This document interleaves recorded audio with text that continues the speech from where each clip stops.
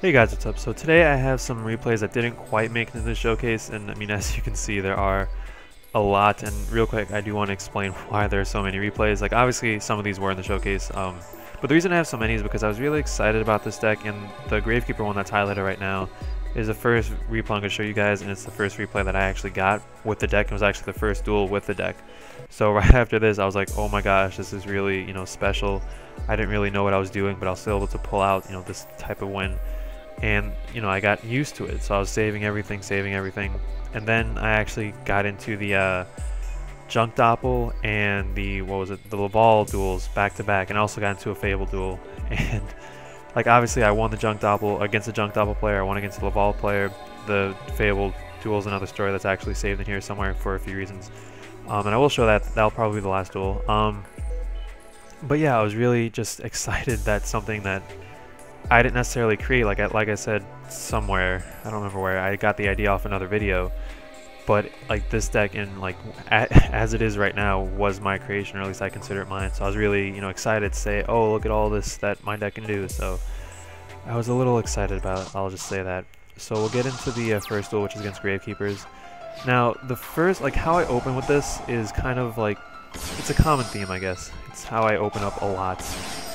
Just leaving my field like this, with 2 Sovereign and a Scepter. Like, I don't really like to go into XYZs right away, because I really have a problem with rank 4s. Not because, like, they're good, like, don't get me wrong, like, rank 4 is obviously some of the best in the game, but they're all reactive, if that makes any sense. Like, Masquerade is fine on its own, but it shines when your opponent has a monster that can, react, or it causes your opponents to react, if that makes any sense, and then you have to react to that. But Masquerade is fine on its own. Amaterasu needs something to be banished to bring it back. Delta Taros, if you're not playing pure Tellaknights, it's there to destroy things. Like, if your opponent doesn't have anything to destroy, I don't really see the point of going into it. Again, unless you're playing Tellaknights, because then it acts as a floater and it's a way to get your engine going, and it's amazing in that deck. Ragna Zero is basically 2400 beater, which is not bad by any means. It's just that it's not as good as, you play it because of the effect, or at least I play it for the effect. Arknight, fine on its own. It could take damage. It could take things like Mirror Force, or just bigger monsters. Its main purpose is to steal cards, but it's fine on its own. Castel is to is again a reactive card to put things away. Not really to talk about Heartland Draco. I mean, it's fine on its own, I suppose.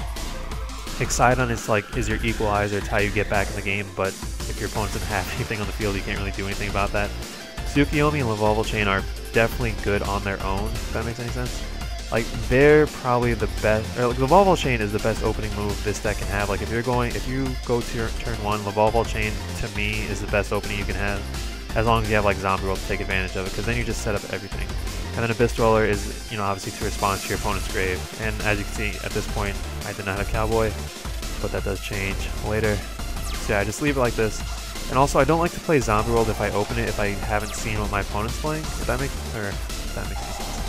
I don't like to open it just because if it gets destroyed, then like my whole engine is dead, and I want it alive. And right here, I mean, it's just the exact same stuff that you saw in the showcase. Just a lot of special summoning. And like well, actually, I think in one of my first takes of the deck profile, I said how Seraph Scepter is not your win condition, but it's how you achieve your win condition. It's how you get to your win condition, which is basically beat the crap out of your opponent. And like, so the whole point is just keep bringing Seraph Scepter back. That's how this deck works, and yeah, that's how this deck wins. Next up, Assault Mode, just because it's top of the list. I never have good luck against Assault Mode, but as soon as I saw that, I was like, okay, all I need is a zombie type, and then I can banish the Stardust, and it's not an issue. So I'm just waiting on a zombie. Don't get it yet. And also, one thing, I do have the Zephyros, what is this, 1000 Blades combo going, so that's always nice. Here goes with Diamond Dyer, and this is why I didn't save it, because he ends his turn and just leaves it at that. So what do I draw into? Do I draw into Scepter? So I draw into Scepter. Now, I believe I activate Wing Blast, targeting this, just like force his hand and get it out of here. As you can see right there. And now, I mean, I do get rid of the Book of Life. I do get rid of it because I see like, okay, well, I can actually do things now. so I'm going to. So I use Alteros to get this out of here, and then I bounce back the Sovereign to do this little combo, get as much damage as I can. That's not game, right? No, but then I do make Abyss Dweller, right? Cowboy, oh, 600. Well, the plan was, like, okay, well, you can't see my graveyard right now, but the original plan was somehow get a zombie in the graveyard, activate an effect that forced the Stardust out of there, Book of Life it, Book of Life it away, and then it was, oh, well, I'm going to make a Abyss Dweller, but then I guess I noticed, like, oh, yeah, 600 life points, so I'm just going to Cowboy him for game, thus proving why Cowboy is a good card. Granted, looking at his hand, he's going to draw an instant fusion, so it wouldn't really have mattered if I made Abyss Dweller or not. Next up, Constellar Facts. I don't know how I feel about this being a deck, but it is, I guess. So yeah, I'm not sure what happens here. I'm assuming that I end on the, I'm assuming I end like this. Yeah. Like I said, I don't like playing Zombie World before I know what my opponent's playing. And right there, I figured he was just playing, Constellars and didn't really have anything to use Polacks. But my first move, as always, is to go into Delta Terrace because, again, they can't do anything in response. Like, they can't activate Torrential, which is why he doesn't right here. And then I see Double Cyclone, so I'm assuming it's, what's this for? Constellar Facts, so that's why I don't activate Zombie World, just because it doesn't really help me at all. He tries to make this, or he tries to use it, he does use it. And, oh, then I activate the Zombie World, so he activates both movements in response. Yeah, so these happened a while ago, if you couldn't tell. So now I know that these two are Moral Tox, or these two are Moral Tox. Just worried about this card at this point. And at one point, he does show me that it's Torrential, there it is. But at that point, it's kind of already too late, because I do have everything going, I have everything firing on all, well, I have the Zombie Engine firing on all cylinders. So just trying to see how far I can get. And this is more, yeah, this is the blue-blooded Oni loop, and I actually said that right. So again, it's not 4 rank 4s, but it's close enough. It's 2 rank. It's 2 Lavalval Chains, a Shark Knight, and then the other one was Torrential, so that's why I couldn't go into it. But I could have if it wasn't gone. So that's a little thing. That's a little loop. I think I put a video in the description of the deck profile. So if you want to see it like in the actual loop, go check that out. Next up, what is that, Tellaknights? Okay, it's all the way down here, but okay. Like, I have a little list in front of me of the ones that I just want to run through. This one, honestly, like, when I was in the duel, I thought it was really good. I thought it was something special, but then afterwards, I was just kind of, it's okay. It wasn't as good as I had hoped. But here, I think he uses Celestial Factor, and I mean, I still have the Mizuki in the grade, so everything can kind of go on like I wanted it to. And now here comes the loop again, I suppose. More or less, yeah. So again, it's really not, like, it's not a fair loop, and the reason I don't continue is because I don't have any zombies in the graveyard. Like, you do need a target to activate Blue-Blooded Oni, like you need a target for Zombie Master, like you need a target for Lumina, like all that good stuff. And here, I don't really, I don't know, like, does he have Travail? I would have probably gone into Travail just because, yeah, it gets rid of everything. It leaves me with a Zombie Master and Blue-Blooded Oni, but I can't really capitalize on it. So I would have just done that to get everything out of here. But that's me, I suppose. And here he shows that he has Lance, so depending on what I draw into, I know that, I have nothing to worry about. And, I mean, that's kind of nice, especially in this deck. Just, yeah. Obviously, you guys can see where this ends up going. Not too much else to say about that. Alright. Next up, we have Heroics? Heroics, alright.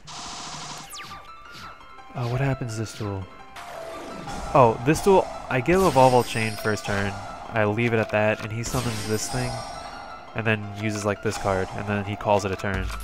And the reason I didn't want to put this in the showcase, because there's no interaction at all. Like, he destroys one of the monsters, awesome. But there was nothing else going on in this duel, it was really just kind of there.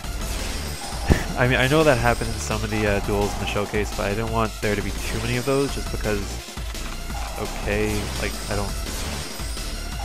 didn't really see the point of it, I guess. Like, I already got the point. I feel like I got the point across and shown, like, okay, hey, the deck is good, this is what it can do.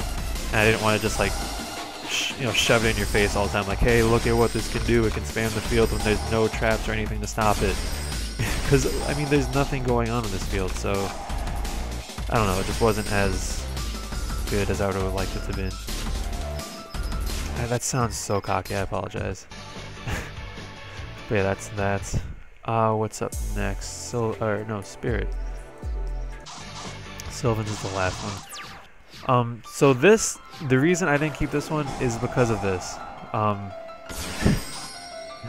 You'll see why in a little bit, but it kind of becomes obvious when I summon what I need to.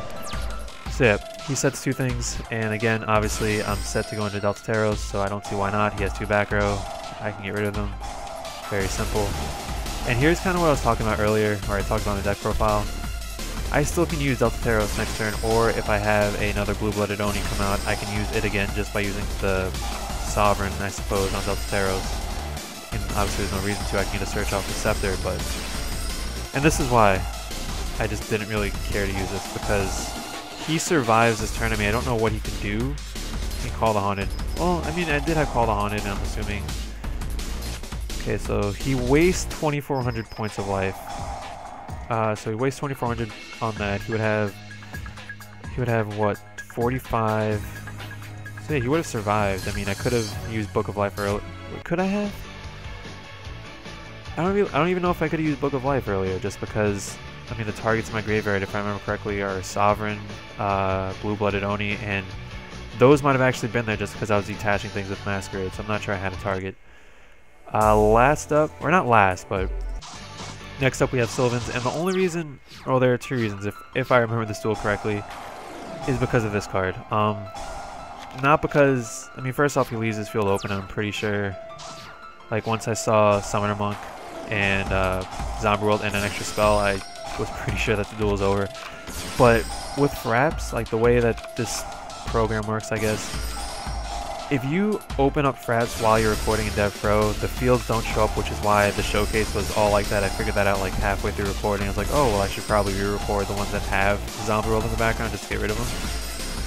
So I did that, and I wanted to record this one just because it was kind of really one-sided. So I probably might not have, or I might not have actually used this one.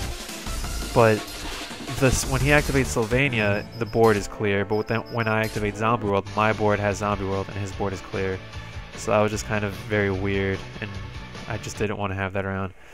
And finally, I don't know, I saved this because I was kind of almost in disbelief as to what happened, and I'll just switch over to my side. Because, again, the first duel was Junk Doppel, so I was facing a Quasar, Scarred Nova, and a Junk Destroyer. I was really happy I got out of that. Then this happens with this hand. And like, this is kind of a good example of what I try to say in the deck profile, at least I think I said it. You can brick hard. Like, there is nothing I can do with this hand, and I couldn't do anything for a while. Like, like, actually now I think about it, I couldn't have done anything. It was like, oh, well, I could wait. Oh, and by the way, there's Quasars on the field. Because he had actually, that was horrible. I'm just gonna let him play it out. But yeah, so I was going to draw into what, Zombie Master after the Phoenix One Wound Blast, and there was nothing I could have done. I mean, I could have. No, like, I was screwed. Even against like a non-Quasar deck, if he had really anything else, he was probably going to outpace me because I had to wait at least 3 turns to get anything going, and I had no way of protecting myself. So this deck can definitely brick. Like, Star Seraph Sovereign is good when mixed with other Star Seraph cards, but on its own, it's really just a dead draw.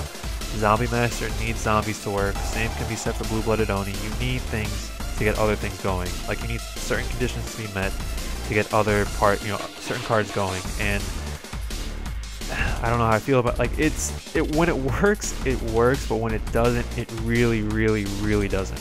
So that's really something to keep in mind, and if that happens to you, don't get frustrated, just push through it, try it, just try it again. I guarantee you you will like come across duels that you just open up stupid. Like your opponent's going to have a very hard time stopping you. So yeah, that's been the video.